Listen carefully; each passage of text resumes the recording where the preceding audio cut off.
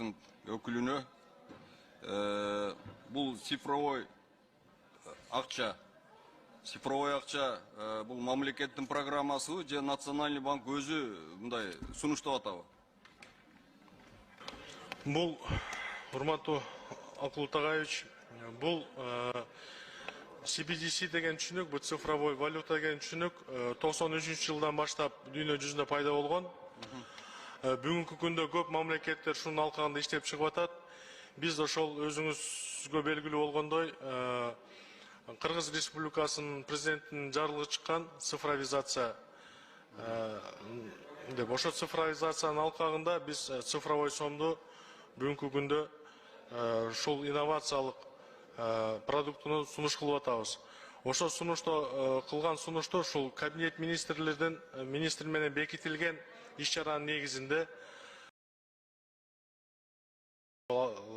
себебин талдап чыгып, анан кийин биз тийиштүү эгерде мыйзам бузуулар болгон болсо, правоохранительный органдарга беребиз. Эгерде жок, кимдин күнөөсүнөн болгон болсо, анда ошол жоопкерчилигин алат. Сиз айтып аткан туура, кээ бир жерлерде туура приложение иштебей калат.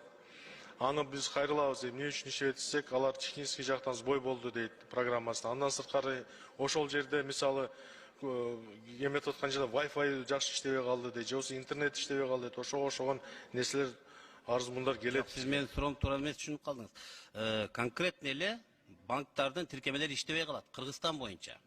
Анан чалып эмне үчүн иштебей калды десең, технический сбой жок ушул эле. Бирок эч кандай жоопкерчилик тартпайт да. Мындай убакта келгенде, элге келгенде эле жоопкерчиликти талап кылабыз, жоопкерчилигин карайбыз, жооп берсин деп. Элге неудобство кылып койгон үчүн жеке менчик банктардын тиркемелери иштебей калат Кыргызстан боюнча. Анан чалып эмне үчүн иштебей калды десең, технический сбой жок ушул эле. Келиш керек да, бирок элди жөн эле иштебей калды деп эле бир жаман жагдайга калтырып коет дагы, жоопкерчилик жок. Мына элестетсеңиз, магазинге барды, товарын алды, төлөйүн десе мобилдик немеси иштебейт. Анан чыгат дагы продукт алган продукту апарып кайра прилавкасына коюп коет дагы чыгып кетет. Бул деген өтө бир жаман, бул неудобство да. Как же меня раздражает этот долбанный М-банк. Каждый раз набираешь продукты, заходишь в магазин, потом хочешь оплатить и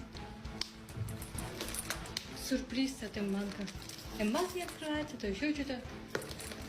А теперь уже не хочется обратно в магазин уходить. Аз жерден бүгүн автобуска киргенде 20 сомдун ордуна 1000 сом төлөп кала жаздадым. Менин М-банкым иштебей калып, электрондук капчыгым иштебей калды. Бул жерде биз дайыма мыйзамдарды башкалар